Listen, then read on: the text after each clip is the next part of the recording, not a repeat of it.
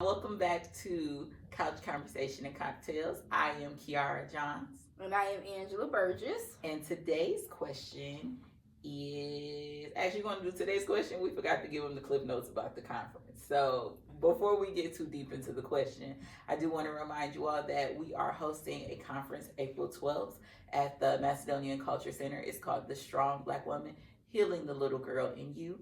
You can buy tickets today. They are on sale at www.notourblueprintgirls.com. If you go to the events, you can go right there and reserve your seat. Yes.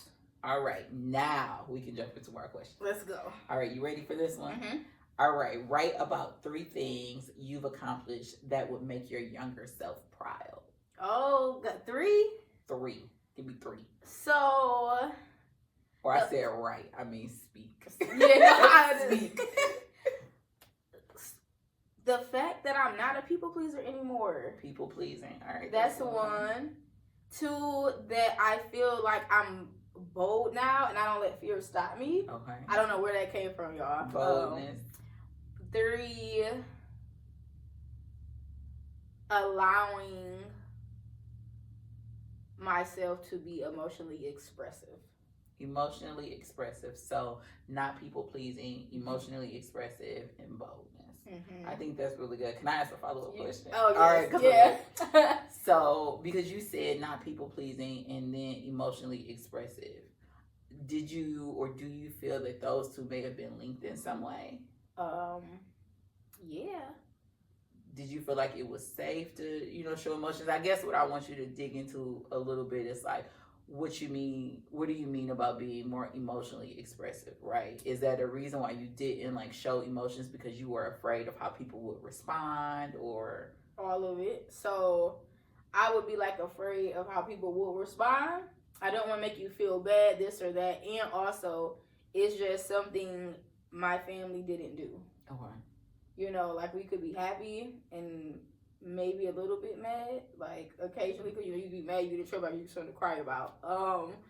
But just like telling you, that hurt me, or I'm sad, because it's like with people pleasing, I may be afraid to emotionally express to you how I feel, but other times when I'm dealing with sadness, I don't want to cry in front of you because I just never was a person to outwardly express how I felt. So sometimes it's like a twofold. Like, I don't want to offend you with how I feel, so I'll hold it in. And that just causes internal chaos. And other times, like, I'm feeling sad, but I'm not used to people showing up in my sadness or other, like, different emotions that it's uncomfortable for you to show up. But I just kind of learn to get uncomfortable with being uncomfortable. Get comfortable. Get comfortable with being uncomfortable. So, yeah. All right, that was good. Your turn. What are 3 things little Kiara will be proud of? So, I think the first one that comes to mind would be healing from grief.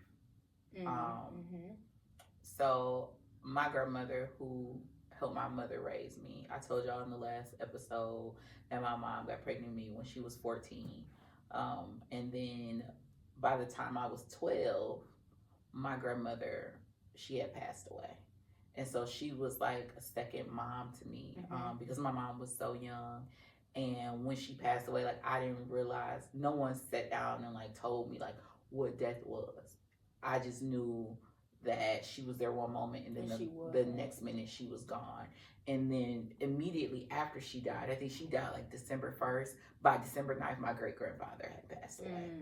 And so there were like a series, was like a series of like death that happened immediately afterwards. And it kind of just sent me into like this space that I can't even describe, but like I feel like death was surrounding me.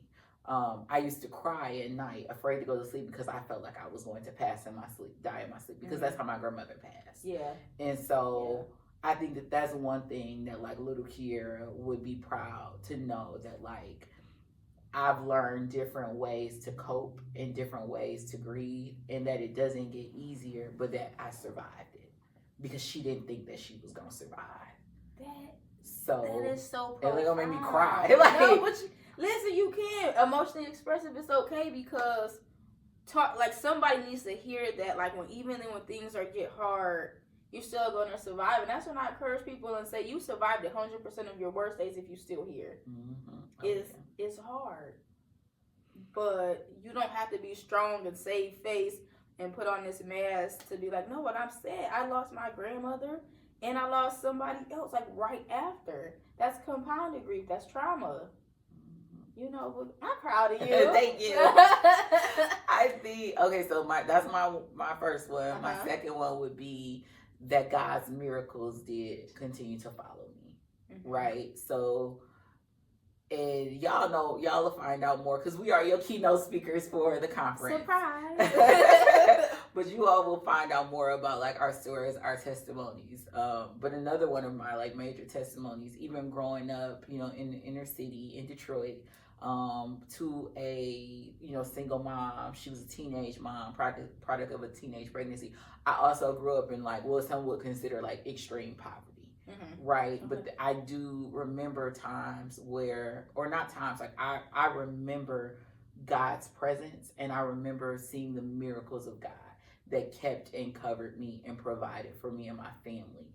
And just to see how he has kept me like over the years, I think my younger self would be proud, because there were so many times when she was just unsure. Like when everything was uncertain, there was no stability. We moved a lot. We changed schools a lot.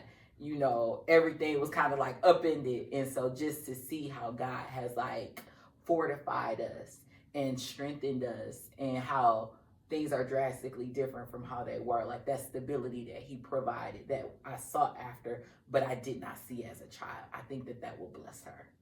Come on. So that's my second one. That's my second one. And I think my third one is kind of like, and not to be like too churchy with y'all. Be who you are, sis. Listen, hey, it's gonna come up. I told y'all I will preach, pray. But my second one is just like God being faithful to his promises. There are a lot of promises that I'm still waiting on as older Kiara, right? But younger Kiara, if I knew nothing, my grandmother left this earth and didn't teach me anything else. She taught me how to pray. Amen. So I learned to pray. I learned to trust God and to give it to God.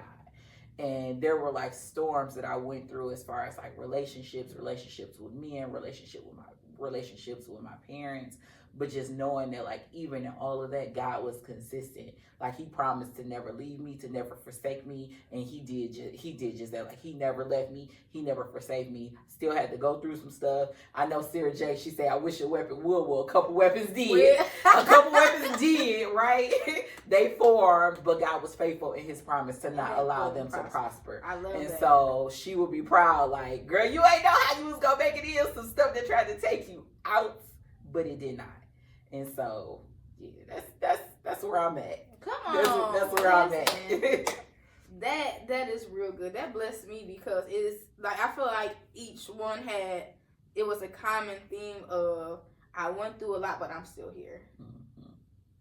And that's what I want the people to get. I went through a lot, but I'm still here. I'm still standing. I was about to say that. Start singing. Come on, Bishop Paul H. Boy. There we go. So is it Paul H or Paul S? Don't ask Lord, me. I done messed up the band name. We gonna put an edit down if we get it wrong. Put some respect on his name. Put some respect on it. So until next time, let's do a toast to the strong black woman. Cheers.